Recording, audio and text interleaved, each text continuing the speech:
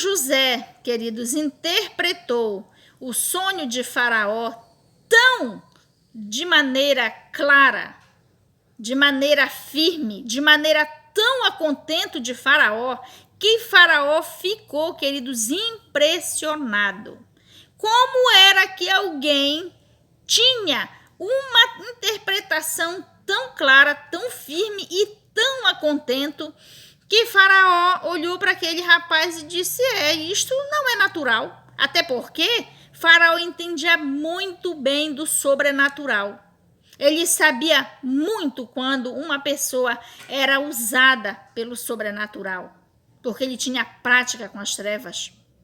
Mas o que foi que levou o Faraó a ficar mais impressionado ainda é que os magos de Faraó não responderam para ele, não souberam dizer a Faraó, interpretar a Faraó o que aquele sonho queria dizer.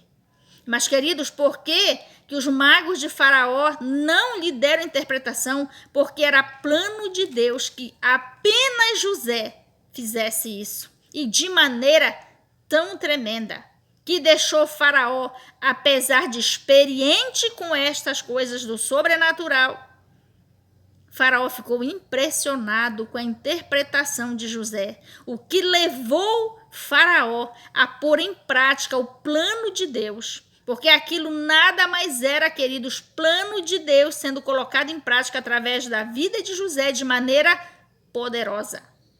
Com aquele enorme sonho que Faraó teve, tão forte, que deixou o Faraó tão preocupado, e com a interpretação de José, queridos, foi, digamos assim, o ápice para que José, que o próprio Faraó colocasse, introduzisse no povo egípcio o plano de Deus.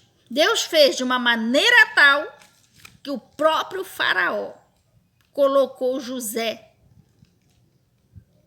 como gente de uma importância tal no povo, entre o povo egípcio, que o lugar que Faraó deu a José, ninguém tinha antes. Aquele lugar ali não existia, né? Aquela patente ali, aquela, digamos assim, aquela profissão ali não existia no povo de Israel. Foi criado naquela hora. Uma pessoa para suceder a Faraó. Olha só o que Deus estava fazendo através da vida de José de maneira tão poderosa. Deus deu um lugar a José dentro do poderoso povo Egito. Deu um lugar a José que era maior até do que o lugar do próprio Faraó. Por quê? Porque Faraó, queridos, ele deu a José um poder que só ele poderia jogar embaixo. Mas como só José saberia fazer e poderia fazer o que era necessário para que o povo egípcio não fosse destruído com aqueles 14 anos, 7 de fome e 7 de abundância, apenas José poderia fazer aquilo.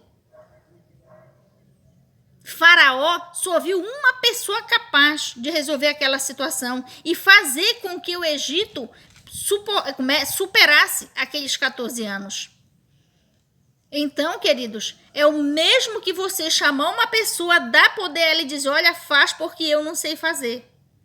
Pois então, meu querido, eu te ponho para tu fazer isto para mim, porque se eu fizer, vai dar errado. Eu vou acabar morrendo, eu e o meu povo. Então, o que foi que aconteceu, queridos?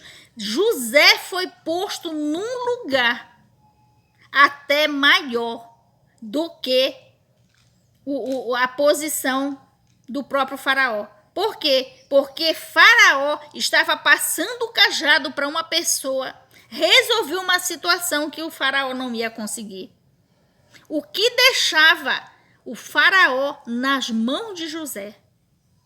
Você já entendeu essa situação? O que é o poder de Deus quando Ele quer fazer algo através das nossas vidas? Deus colocou José numa patente maior num grau de poder ainda maior do que o do próprio faraó. O faraó deu a José poder maior do que ele mesmo tinha. José era uma pessoa, queridos, boa de coração, era um homem de caráter.